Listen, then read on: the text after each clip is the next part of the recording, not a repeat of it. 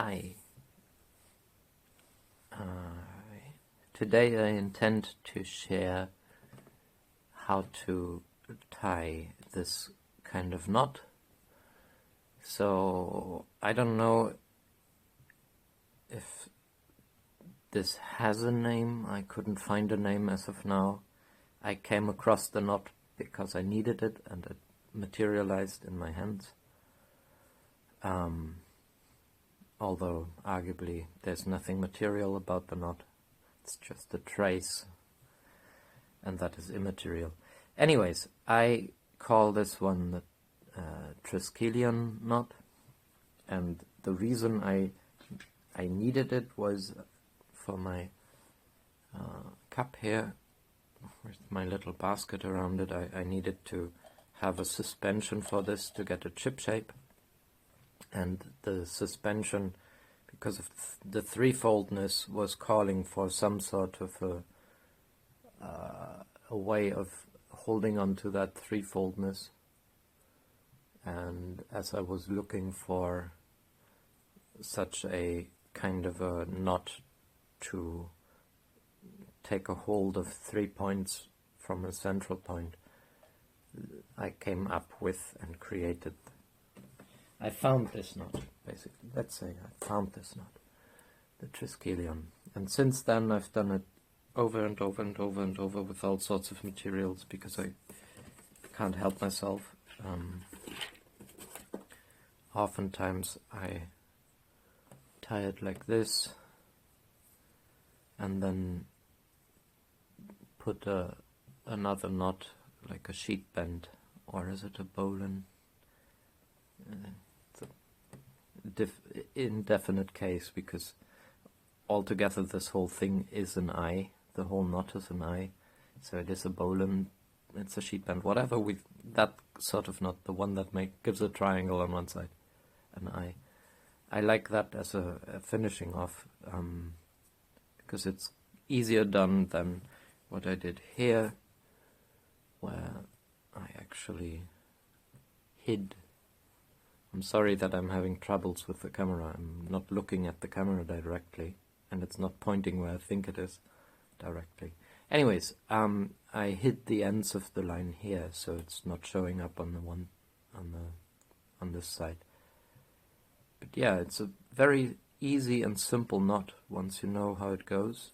And again, these 3 exterior loops, bites, they can be expanded, they can be pulled out, relatively speaking, or in other words, the hex weave, that is a kagome weave in the center here, can contract, and then we get 3 stable bites that we can hitch to something, and we get a central open gap where we can feed through, for instance, the line that suspends this here, my cup.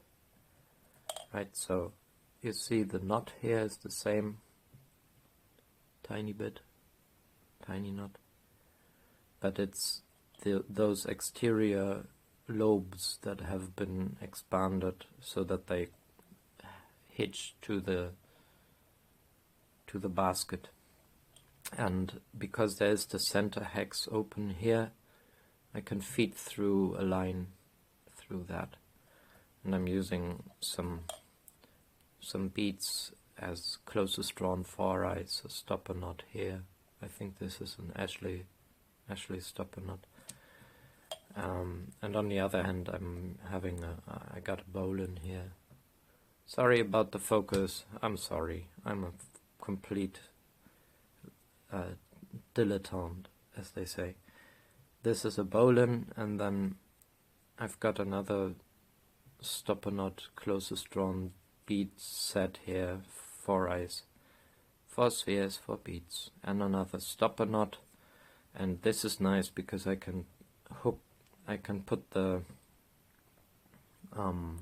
loop onto a something directly, or if for instance, if there's a loop that I want to get around, I can put this around, and sometimes even that holds on already, or otherwise grab a hold of that stopper knot with the eye here, and that's a secure connection. Anyways, that's how I use my Triskelion knot. So let's see how we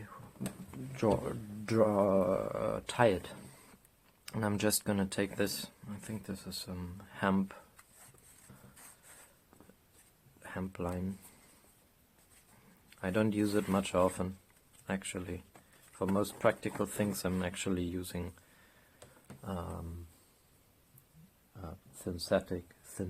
synthetic sort of line, because the water shrinking and expanding hemp is a bit of a downside. Anyways, here, let's see. I'm not just gonna cut this off, I'm just tying the knot so you see how it's done. I've got my standing end here, which was what I had put onto the cup on one point, just going through that, and then I went, okay, now I want to catch the other part of the cup. You know what, let's pretend. No, before I pretend showing you how to put this onto something to hold onto it, let's just tie the knot in a small way. So what we take is, here's the standing end, this is the bitter end, or the playing end. I take a bite, and I take a second bite and put it on top of the first, like so.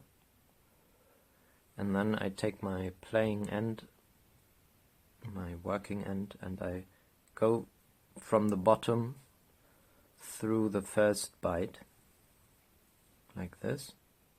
I then cross over the second bite and pass under my first again,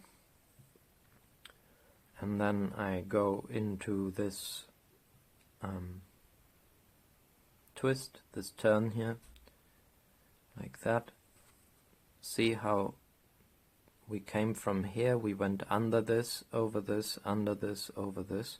Now we go under this and return towards the direction we were coming from, and go,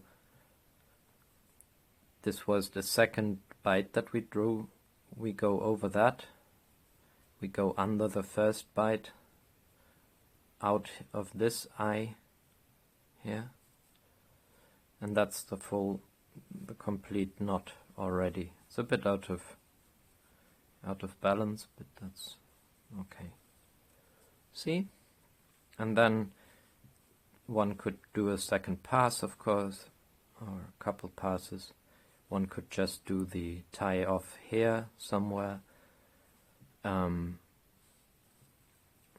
Again, I would probably make use of my sheet bend bowline sort of connection here. Most of the time that's what I'm taking for this occasion, because I love that it shows an eye. Isn't that nice? Oh. Yeah, and this now is the Triskelion knot. And if you see, I can,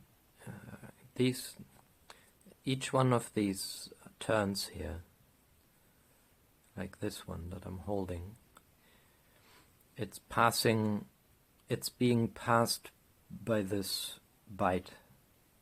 There's 3 bites in here and 3 turns out there. And what we can do effectively is draw out those turns by drawing close those bites, right? So as I do that, we can see how the knot itself because of its omnitriangulation, is actually structurally sound. I mean, it's just rope, so it's not like immovable, but that's not the point. This is a structurally sound system, this knot, and we can generate these loops or expand these turns, and this can hold on, of course, to something. So just to make that point a little more clear, let's say we pick up a structure. Why not this one? Nice. Happens to be coming with a threefold symmetry, which is the point right now. I'm gonna undo this one quickly, like so. Now, let's pick this one up, okay? Of course, I could just go in here, that seems fair, but I'm gonna pass through the eyes of this as I pick it up. So, as I said, on my basket for the cup, the first path I took was coming through the basket. And then I held this bite here, and I was thinking, okay, now I want to go to the next. Let's do that. And in this case, because my corners here are little 4 eyes, I just pass through the top eye here, go around that one finger of the 4 eyes, and back in and out of the top eye. And then that's a nice and secure seat. Now, back to the knot at hand. Here, we've got the first bite still, and now we come by with the second bite, and we just put that on top of the first. And then, I need more line.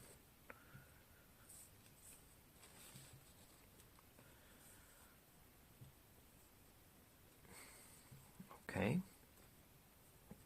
Now let's pick up the third corner, because we're basically now in that third turn. I go through my 4 eyes corner here, and I do feel like I'm short on line. So I'll just give myself some more.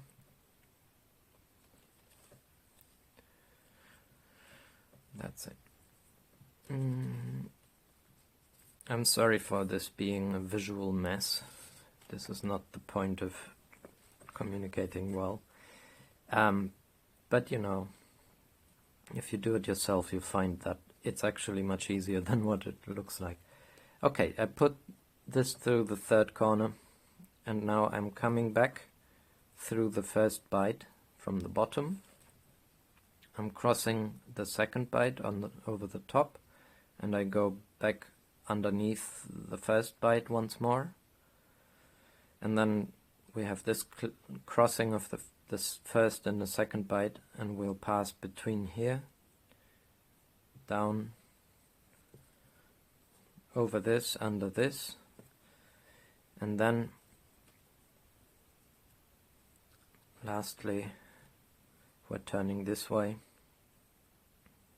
so I'm gonna cross over this second bite, under the first, and lastly over the second again, and that's the knot complete. I could now put if I wanted to, I could put a knot here that is adjustable, like a taut line hitch, just to make it, you know, adaptable. But I will instead go with another sheet bend bowline sort of thing just now, because I don't care for this needing to be a precise length or whatever. I do care for the knot being drawn tight and snugly. Oh, and this is this is not the path that I wanted, actually. I'm sorry. I wanted to first go through here, and then do the knot. Is that all happening off camera? I'm sorry. There. Okay, so our bowline here.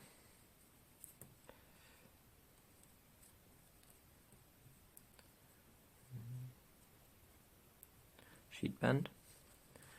Now, to focus back on this messy knot in the center here. Now it's the time to tidy this up, you know, to draw these so that they equal out, balance out somewhat, and to get the slack out of where it in the knot it's misplaced. We want the slack to go into the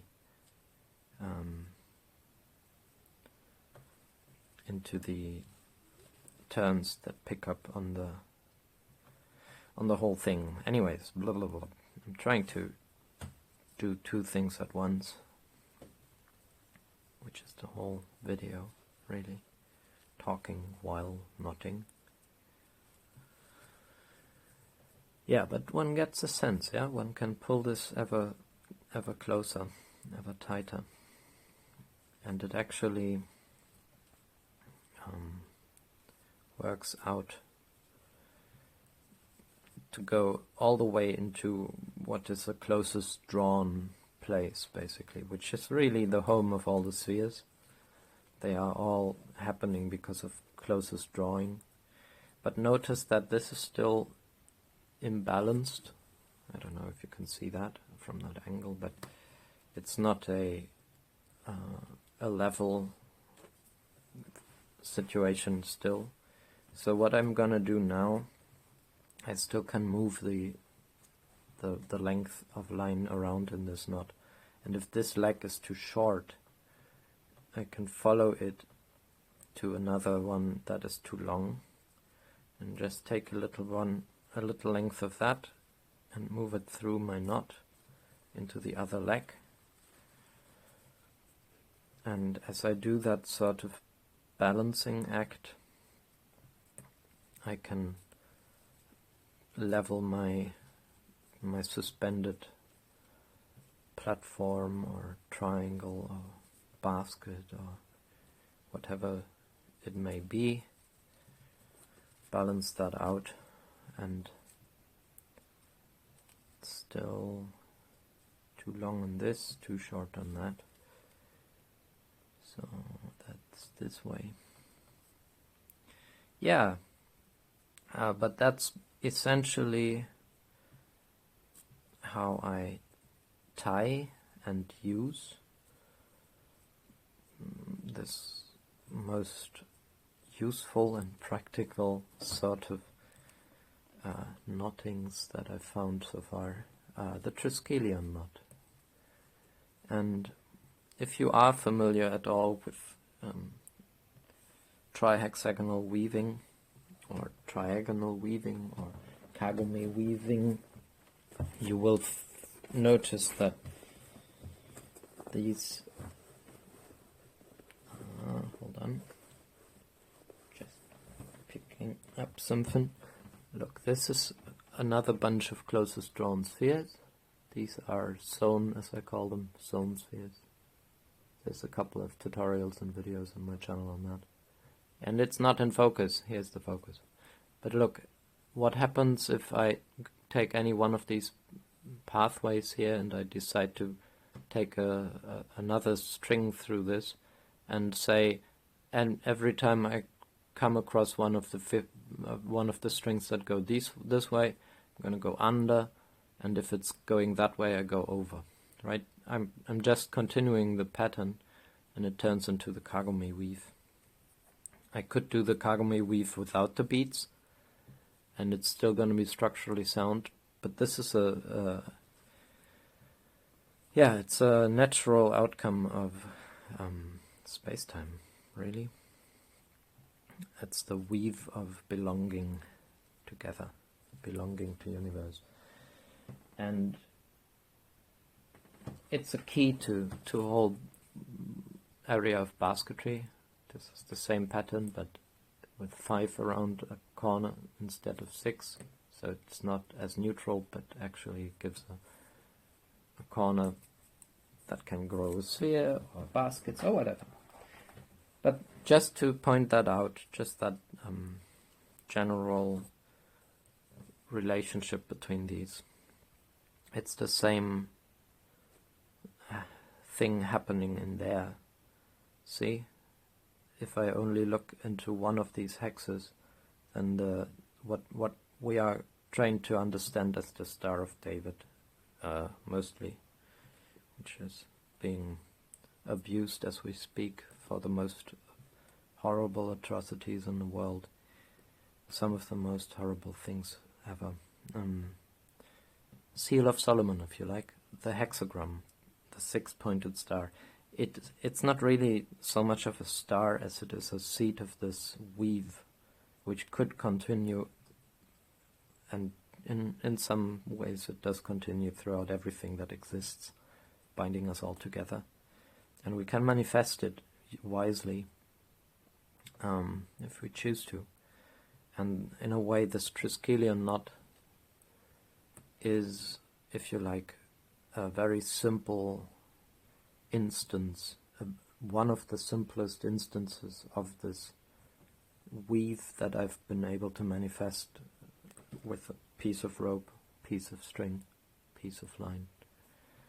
And it looks like this. So, yeah, I think it's a very beautiful knot, very wholesome, with a big hole, big old hole in the heart. And a heart in the hole, right? The other way around. Yeah, so I hope you found this interesting. Maybe you'll go get around to try it yourself, make a knot of this kind. Let me know what you think, what you find. And, you know, arguably one could go on with this and see how to use this as a corner and make structures with this where the knot goes on. All of that is open. So if you feel you don't know what to do with your life, it's a worthwhile action.